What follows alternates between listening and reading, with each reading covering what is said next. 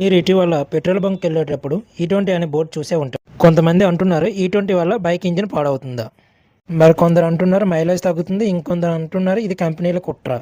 అయితే నిజమేంటి? E20 petrol అంటే ఏమిటి, ఎందుకు ప్రభుత్వం తీసుకొచ్చింది, ఎవరెవరు వాడవచ్చు, పాత బైకులకు ప్రమాదమా? ఈ వీడియో చివరి వరకు చూస్తే మీకు E20 గురించి పూర్తిగా క్లారిటీ వస్తుంది. ముందుగా E20 అంటే ఏమిటో తెలుసుకుందాం. ఈ అంటే ఇథనాల్. E20 అంటే 80% పెట్రోల్ ప్లస్ 20% ఇథనాల్. ఇథనాల్ అంటే ఏమిటి? ఇథనాల్ అనేది ఆల్కహాల్ కుటుంబానికి చెందిన బయోప్యూర్. ఇది ప్రధానంగా చెరుకు, మొక్కజొన్న, వరి వంటి ఇతర వ్యవసాయ పంటల నుండి తయారవుతుంది. అంటే ఇది భూమి నుంచి వచ్చిన క్రూడ్ ఆయిల్ కాదు, రైతులు పండించే పంటల నుంచి తయారవుతుంది. అందుకే దీన్ని బయోప్యూయల్ అంటారు. ప్రభుత్వం ఎందుకు దీనిని తీసుకొచ్చింది?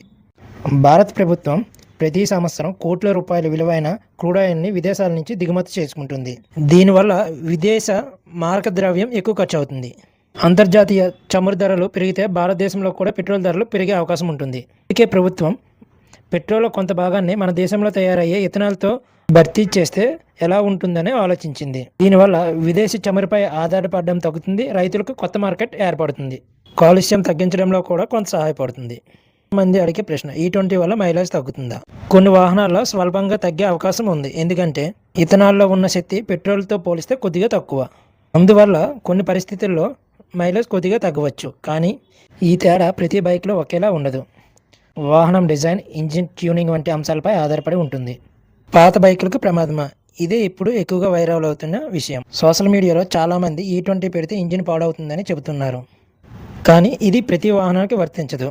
కొత్తగా తయారవుతున్న చాలా వాహనాలు E20కి అనుకూలంగా రూపొందించబడుతున్నాయి. అయితే పాత మోడల్ బైకులు, కార్ల విషయంలో మ్యానుఫ్యాక్చరింగ్ సూచనలు చూడటం చాలా ముఖ్యం. మీ వాహనం E20 కంఫర్టబుల్ అవునో కాదో ఓనర్స్ మాన్యువల్ లేదా కంపెనీ సర్వీస్ సెంటర్ ద్వారా తెలుసుకోవచ్చు. ఇప్పుడు సోషల్ మీడియాలో వైరల్ అవుతున్న కొన్ని అపోహలు చూద్దాం. E20 వల్ల వెంటనే ఇంజిన్ పాడవుతుందా? ప్రతి వాహనంలో అలా జరగదు.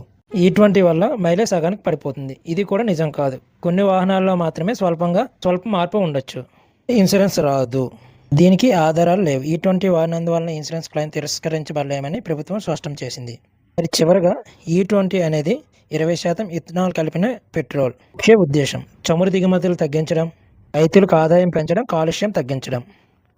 అయితే మీ వాహనం E20కి అనుకూలంగా ఉందో లేదో తప్పకుండా చెక్ చేయండి. ఇప్పుడు మీ అభిప్రాయం చెప్పండి.